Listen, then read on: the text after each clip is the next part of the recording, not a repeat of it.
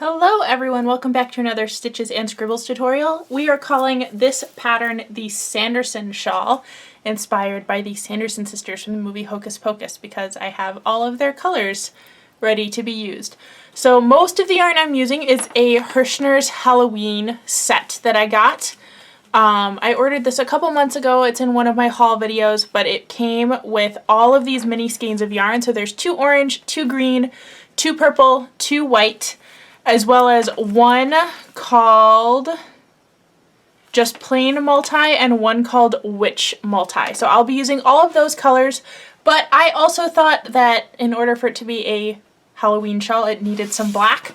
So I also got the I Love This Yarn metallic in the color black. So if you couldn't get your hands on the Hirschner's yarn, you could substitute I Love This Yarn from Hobby Lobby for pretty much this whole pattern. I did look there and they had comparable colors for all of the yarn that I'm using except for maybe the 2 multis, but they did have a couple multis in the metallic, so you could look there too. But orange, green, purple, and white they definitely had in the I Love This Yarn metallic. I'm going to start this pattern off with the black. Gotta find that center pull. There we go. Oh, and for needles I am using, where'd it go? 4.5 millimeter circular needles because this will get pretty long. Now the pattern for this shawl is super easy. In fact, it's one of my favorite patterns to use where I really want to showcase the yarn and don't want a complicated stitch pattern because all you need to know is knit stitch and yarn over. So I'm going to start by casting on 3 stitches, and my first row is just going to be to knit all 3.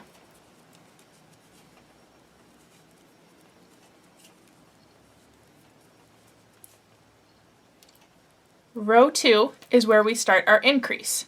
So the way the shawl is going to work is one side will have the increases on it and the other side will not. So we are just increasing by 1 stitch every other row. So row 1 of your repeat is going to be knit 1, yarn over, and knit all the way across. Row 2 of the pattern is just going to be to knit all.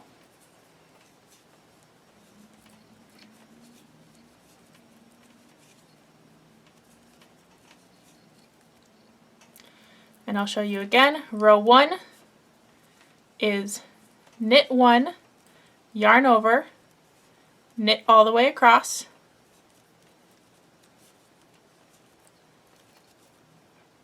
Row 2 is knit all.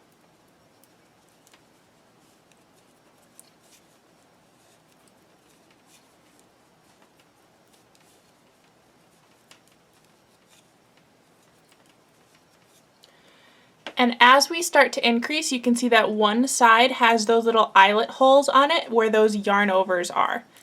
I'll show you the 2 row repeat one more time. Row 1 is knit 1, yarn over, and knit the rest.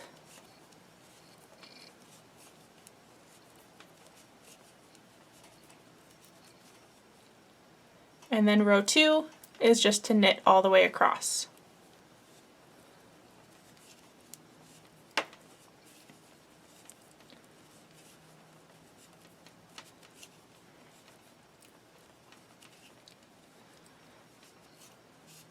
And that's it for those repeats. So you can see this is going to make a fairly symmetrical triangle shawl as you keep going. Again, this is my favorite easy shawl pattern if I want to just showcase some pretty yarn. What makes this a Sanderson shawl is that I'm going to be alternating all of these colors in a pretty random pattern. But as I go through, I will show you the striping pattern I used so that you can make an identical one to mine if you like.